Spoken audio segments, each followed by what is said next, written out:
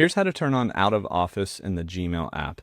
So you can turn on vacation mode by going into your settings. Click on that little hamburger menu in the upper left, and then we're going to go from there down to the very bottom, settings. So we tap on that, and then we can scroll down a little bit, and in compose and reply, we're going to see vacation responder. So we can tap on that and turn it on. By default, it's going to be off. From here, you can choose the first day, and also, if you want, you can choose the last day. You don't have to if you just want to leave it on indefinitely. And then you can choose the subject of the message, as well as write out the message itself here.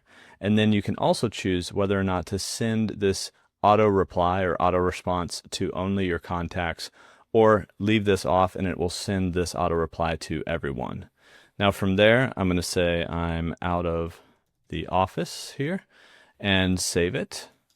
And so this vacation responder, sort of auto reply out of office, is now turned on my account, and it will stay on until I turn it off, since I didn't set it for a last day.